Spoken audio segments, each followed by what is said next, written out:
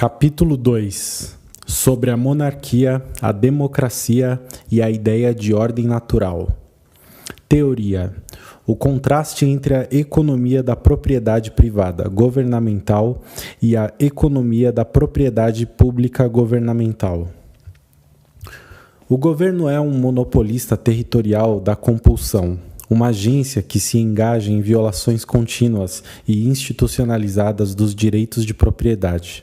Uma agência que se dedica à exploração, sob a forma de expropriação, tributação e regulação dos donos de propriedades privadas, pressupondo-se não mais do que o interesse próprio dos agentes governamentais, deve-se esperar que todos os governos façam uso desse monopólio e apresentem uma tendência a praticarem uma exploração cada vez maior.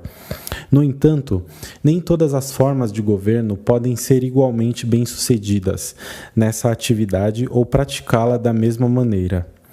Em vez disso, à luz da elementar teoria econômica, a conduta do governo e os efeitos das políticas governamentais sobre a sociedade civil podem ser sistematicamente diferentes, dependendo da hipótese de o aparato governamental ser de propriedade privada ou de propriedade pública. O que caracteriza a propriedade privada governamental é o fato de que os recursos expropriados e o privilégio monopolístico da expropriação futura são propriedade individual. Os recursos confiscados são adicionados à propriedade privada do governante e tratados como se fossem uma parte dessa propriedade. E o privilégio monopolístico da expropriação futura é acrescentado a essa propriedade como se fosse um título, conduzindo, assim, a um aumento imediato no seu valor presente, capitalização, do lucro do monopólio. Mais importante ainda, na condição de dono privado da propriedade governamental, o governante tem o direito de passar todos os bens pessoais para o seu herdeiro. Ele pode vender, alugar ou ceder uma parte ou a totalidade da sua propriedade privilegiada e embolsar privadamente as receitas decorrentes de sua venda ou do seu aluguel. E ele pode empregar ou despedir pessoalmente qualquer administrador e funcionário da sua propriedade. Em contraste, na propriedade pública governamental, o controle do aparato governamental está nas mãos de um administrador ou zelador. O zelador pode usar o aparato governamental para a sua vantagem pessoal, mas este não lhe pertence. Ele não pode vender os recursos governamentais e embolsar privadamente as receitas, nem pode ele passar os bens governamentais para o seu herdeiro pessoal. Ele possui o uso atual dos recursos governamentais, mas não o valor do capital. Além disso, ao passo que a entrada na posição de proprietário privado do governo encontra-se limitada pelos critérios pessoais do seu dono, a entrada na posição de zelador governamental está aberta a todos. Qualquer indivíduo, em princípio, pode tornar-se o administrador do governo. A partir desses pressupostos centrais, dois prognósticos teóricos interrelacionados podem ser deduzidos. 1. O proprietário privado do governo tende a possuir um horizonte de planejamento sistematicamente mais longo, isto é, o seu grau de preferência temporal será menor. Por conseguinte, o seu grau de exploração econômica tende a ser menor do que o de um zelador governamental. 2.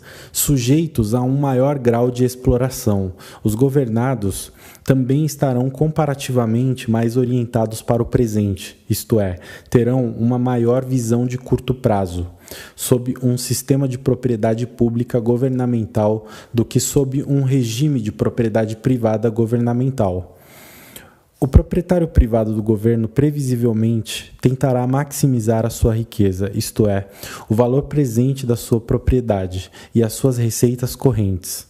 Ele não desejará aumentar o valor dos seus rendimentos correntes à custa de uma queda mais do que proporcional no valor presente dos seus ativos.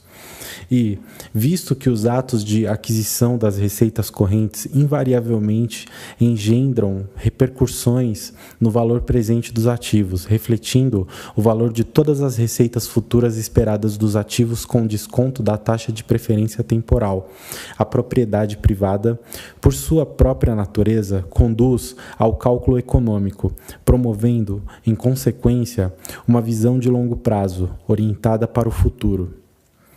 No caso específico da propriedade privada governamental, isso implica uma perceptível moderação no uso do privilegiado monopólio de expropriação por parte do governante, pois os atos de confisco, em função da sua natureza parasitária, recaem sobre os atos anteriores de produção por parte dos governados, onde nada foi anteriormente produzido, nada pode ser expropriado, onde tudo é expropriado. Toda a produção futura será bruscamente suspensa. Portanto, o proprietário privado do governo evitará tributar os seus súditos muito pesadamente a fim de impedir a redução dos seus potenciais ganhos financeiros futuros na medida em que, por exemplo, o valor presente da sua propriedade sofra declínios reais.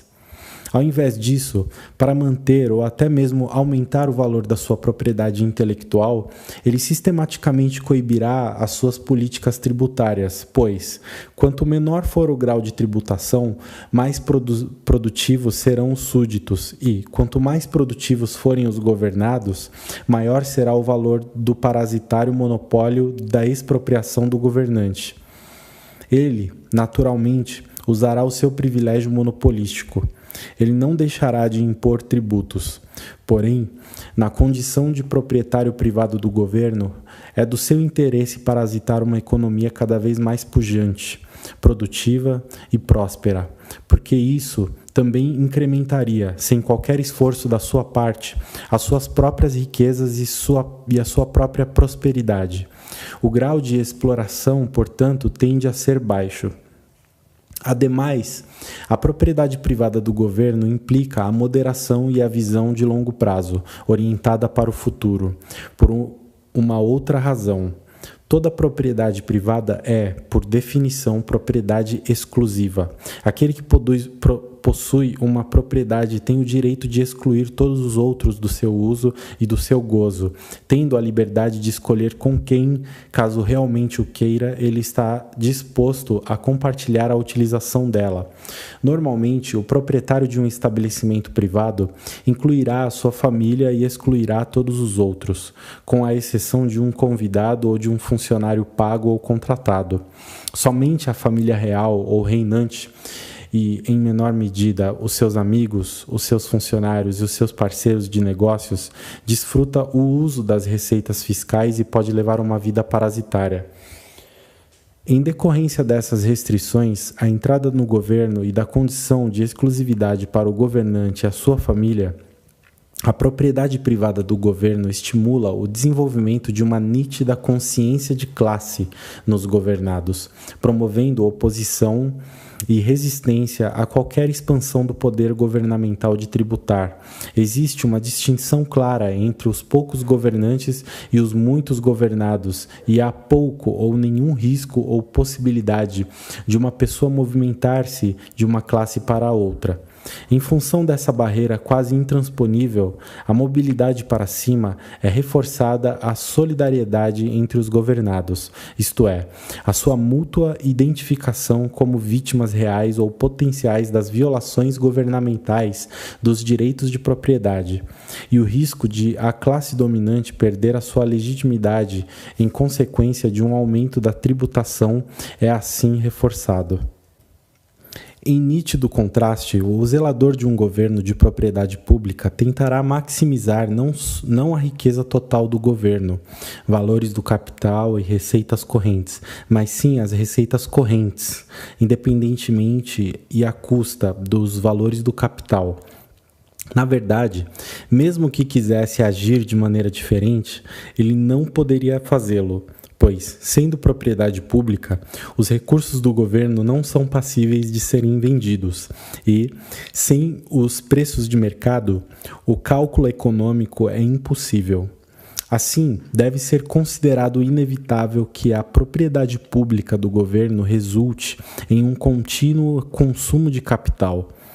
Ao invés de manter ou até mesmo aumentar o valor da propriedade governamental, como faz um proprietário privado do governo, um presidente, o zelador temporário do governo, usará ao máximo os recursos governamentais o mais rapidamente possível, pois, se ele não os consumir agora, ele pode nunca mais ter a possibilidade de consumi-los.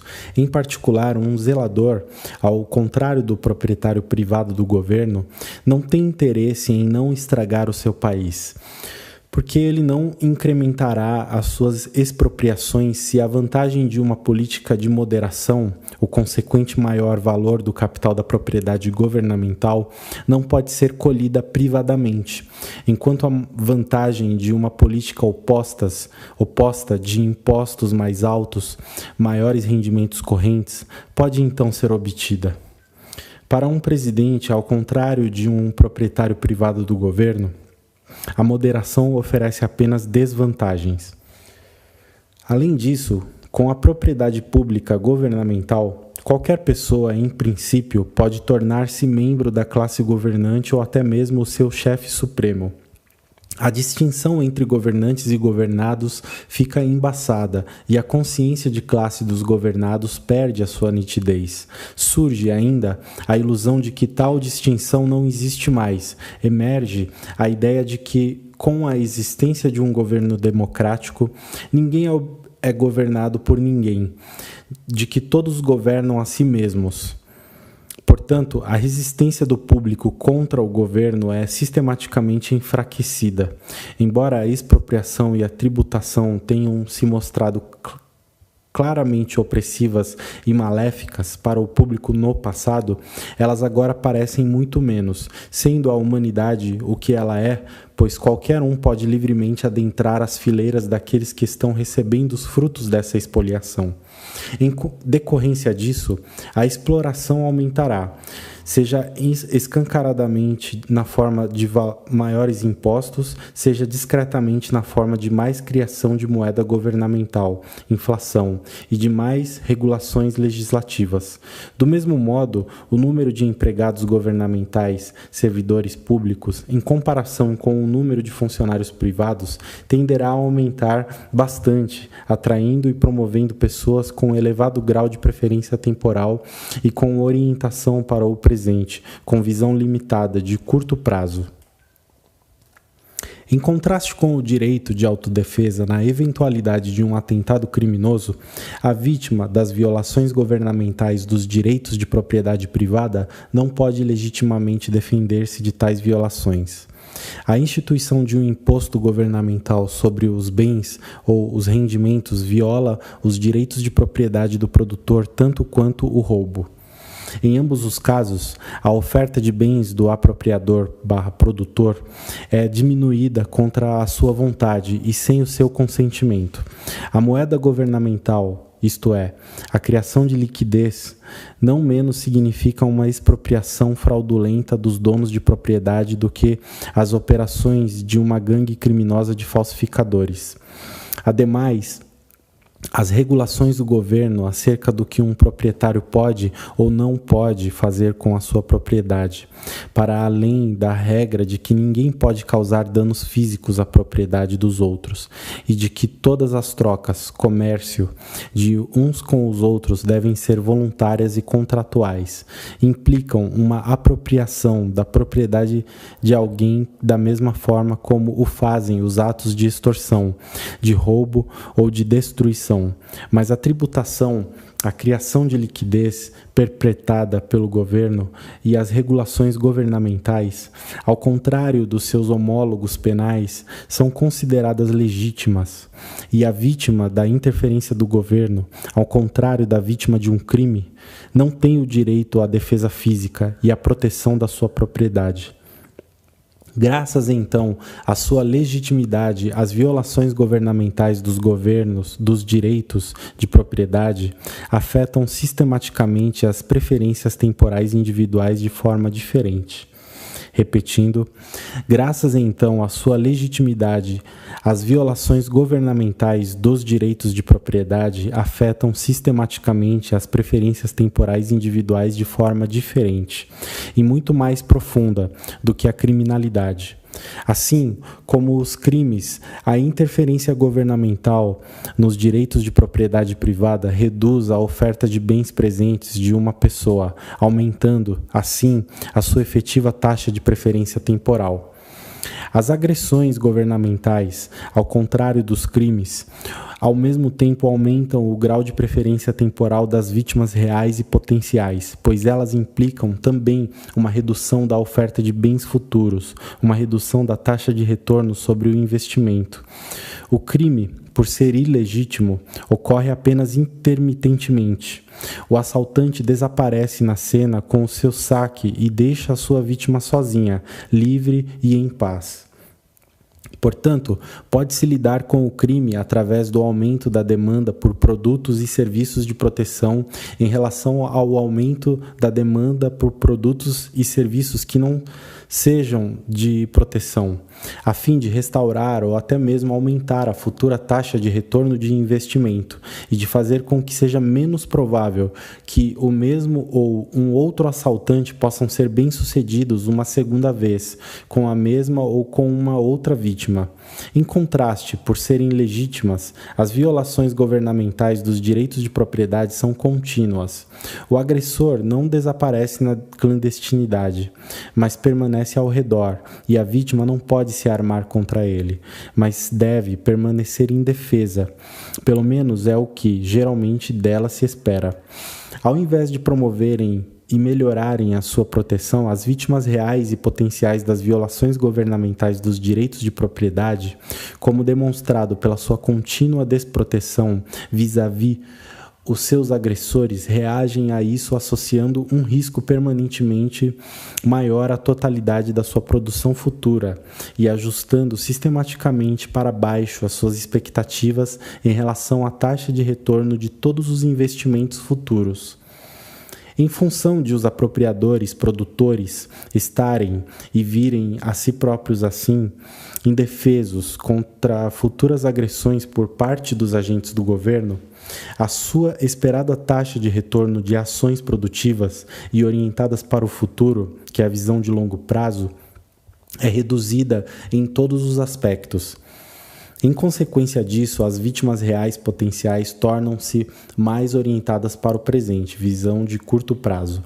Adicionalmente, em virtude de o grau de exploração ser comparativamente maior sob o governo de propriedade pública, essa tendência à adoção da visão de curto prazo, orientada para o presente, será significativamente mais acentuada sob o governo de propriedade pública do que sob o governo de propriedade privada. Prática: a transição da monarquia para a democracia, 1789 a 1918. As monarquias hereditárias representam os exemplos históricos de governos de propriedade privada. As repúblicas democráticas representam os exemplos históricos de governos de propriedade pública. Durante a maior parte da sua história, a humanidade, na medida em que esteve sujeita a qualquer tipo de controle governamental, encontrou-se sob o jugo de regimes monárquicos. Houve exceções, a democracia ateniense, Roma durante a sua era republicana até 31 a.C., as repúblicas de Veneza, Florença e Gênova durante o período renascentista, os cantões suíços desde 1291, as Províncias Unidas dos Países Baixos durante o período entre 1648 e 1673, e a Inglaterra sob Cromwell, de 1649 a 1660. Entretanto, estas foram ocorrências raras em um mundo dominado pelas monarquias. Com a exceção da Suíça, elas se revelaram fenômenos de curta duração. Limitadas pelo ambiente monárquico circundante, todas as repúblicas mais antigas concretizaram a condição de liberdade de entrada na propriedade pública governamental, apenas de modo imperfeito, Porque, ao passo que a forma republicana de governo implica, por definição, que o governo não é de propriedade privada, mas sim de propriedade pública, podendo-se esperar, então, que uma república possua uma inata tendência à adoção do sufrágio universal. Em todas as repúblicas antigas, a entrada no governo estava restrita a grupos relativamente pequenos de nobres. Com o término da Primeira Guerra Mundial, a humanidade realmente deixou para trás a era monárquica. No transcurso de um século e meio, contando a partir da Revolução Francesa, a Europa e, em seu rastro, o resto do mundo, sofreu uma monumental transformação. Em todo lugar, o governo monárquico e os reis soberanos foram substituídos pelo Estado republicano democrático e pelos povos soberanos. O primeiro ataque direto do republicanismo e da soberania popular ao princípio monárquico foi repelido com a derrota militar de Napoleão e com a restauração do governo Bourbon na França. Como consequência do terror revolucionário e das guerras napoleônicas, o republicanismo foi amplamente desacreditado durante a maior parte do século XIX. Ainda assim, o espírito republicano-democrático da Revolução Francesa deixou uma marca permanente, desde a restauração do poder monárquico em 1815 até a eclosão da Primeira Guerra Mundial em 1914. A participação, representação política popular foi sistematicamente expandida pela Europa inteira. Em toda parte, a cidadania foi sucessivamente ampliada e os poderes dos parlamentos popularmente eleitos gradualmente incrementados. De 1815 a 1830, o direito de voto na França ainda era rigorosamente limitado sob o restaurado governo Bourbon, de uma população de cerca de 30 milhões de indivíduos. O eleitorado incluía apenas os maiores donos de propriedades, cerca de 100 mil pessoas, menos da metade do 1% da população acima dos 20 anos de idade. Como resultado da Revolução de Julho de 1830, da abdicação de Carlos X e da coroação do Duque de Orleans, Luís Filipe, o número de eleitores aumentou para aproximadamente 200 mil pessoas. Repetindo, o número de eleitores aumentou para aproximadamente 200 mil pessoas. Em consequência das perturbações revolucionárias de 1848, a França voltou a ser republicana, sendo introduzido o sufrágio universal e irrestrito para todos os cidadãos do sexo masculino acima da idade de 21 anos. Napoleão III foi eleito por quase 5,5 milhões de votos de um eleitorado de mais de 8 milhões de pessoas. No Reino Unido, após 1815, o eleitorado consistia em cerca de 500 mil abastados donos de propriedades, cerca de 4% da população acima dos 20 anos de idade. A Lei de Reforma de 1832 abrandou os requisitos relativos à propriedade de bens, outorgando o direito de voto para aproximadamente 800 mil pessoas. A próxima ampliação do eleitorado, de cerca de 1 milhão para 2 milhões de indivíduos, concretizou-se com a Segunda Lei de Reforma de 1867.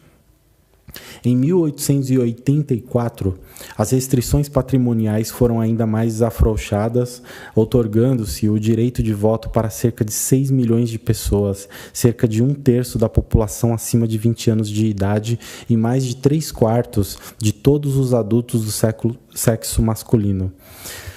Na Prússia, o mais importante dos 39 estados alemães independentes reconhecidos depois do Congresso de Viena, a democratização se estabeleceu com a Revolução de 1848 e com a Constituição de 1850.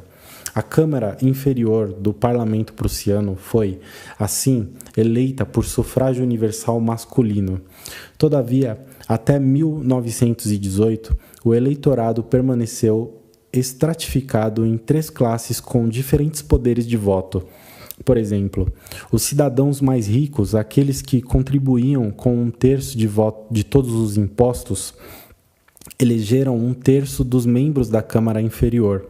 Em 1867, a Confederação Alemã do Norte, formada pela Prússia e por outros 21 estados alemães, foi fundada. A sua Constituição outorgou o sufrágio universal sem restrições para todos os homens acima da idade de 25 anos. Em 1871, após a vitória sobre Napoleão III, a Constituição da Confederação Alemã do Norte foi adotada praticamente sem alterações pelo recém-fundado Império Alemão. De uma população total de cerca de 35 milhões de indivíduos, cerca de 8 milhões de pessoas, aproximadamente um terço da população com mais de 20 anos, elegeu o primeiro Reichstag alemão. Depois da unificação política italiana sob a liderança do Reino da Sardenha e do Piemonte em 1861, o direito de voto era outorgado para somente 500 mil pessoas, número aproximado, de uma população de cerca de 25 milhões de indivíduos, aproximadamente 3,5% da população acima da idade de 20 anos. Em 1882, os requisitos patrimoniais foram abrandados e a idade mínima para exercer o voto foi reduzida de 25 para 21 anos. Em decorrência disso, o eleitorado da Itália aumentou para mais de 2 milhões de pessoas. No ano de 1913, foram introduzidos o sufrágio quase universal e ilimitado para todos os homens acima de 30 anos e o sufrágio minimamente restrito para homens acima de 21 anos, sendo aumentado o número de eleitores italianos para mais de 8 milhões de pessoas, mais de 40% da população acima dos 20 anos de idade. Na Áustria, o sufrágio masculino restrito e desigual foi introduzido em 1873. O eleitorado composto de 4 classes, ou curiae, de desigual poder de voto, totalizou 1,2 milhões de eleitores de uma população de cerca de 20 milhões de pessoas, 10% da população acima dos 20 anos. Em 1867, uma 5ª classe, curia, foi acrescentada. 40 anos mais tarde, esse sistema foi abolido, sendo aprovado o sufrágio universal e igual para homens acima de 24 anos, o que outorgou o direito de voto para cerca de 6 milhões de indivíduos, quase 40% da população acima dos 20 anos. A Rússia tinha um sistema de conselhos provinciais e distritais eleitos, os Zemstvos, desde 1864 e, em 1905, em consequência da sua desastrosa guerra contra o Japão, criou-se um parlamento, a Duma, o qual foi eleito por sufrágio masculino quase universal, embora indireto e desigual, no tocante às menores potências da Europa. O sufrágio masculino igual e universal ou quase universal já existia na Suíça desde o ano de 1848 e foi adotado entre os anos de 1890 e 1910 na Bélgica, na Holanda, na Noruega, na Suécia, na Espanha, na Grécia, na Bulgária, na Sérvia e na Turquia. Apesar de cada vez mais fragilizado e enfraquecido, o princípio do governo monárquico manteve-se dominante até os acontecimentos cataclísmicos da Primeira Guerra Mundial. Antes de 1914, existiam apenas 2 repúblicas na Europa, a Suíça e a França. E de todas as principais monarquias europeias, apenas a do Reino Unido podia ser classificada como um sistema parlamentar, isto é, um sistema em que o poder supremo estava investido em um parlamento eleito. Apenas 4 anos depois, após os Estados Unidos, país no qual o princípio democrático íncito à ideia de uma república apenas recentemente tornara-se vitorioso, em decorrência da violenta destruição da Confederação Secessionista pelo governo da União Centralista, terem entrado na guerra europeia e decisivamente determinado o seu resultado. As monarquias praticamente desapareceram e a Europa, junto com o resto do mundo, adotou o republicanismo democrático. Assim, os militarmente derrotados Romanovs, Hohenlohrens, Habsburgos tiveram de abdicar ou renunciar, e a Rússia, a Alemanha e a Áustria tornaram-se repúblicas democráticas com sufrágio universal, masculino e feminino, e com governos parlamentares. Da mesma forma, todos os recém-criados estados que provieram desses países, a Polônia, a Finlândia, a Estônia, a Letônia, a Lituânia, a Hungria e a Tchecoslováquia, adotaram constituições republicano-democráticas, sendo a Iugoslávia a única exceção.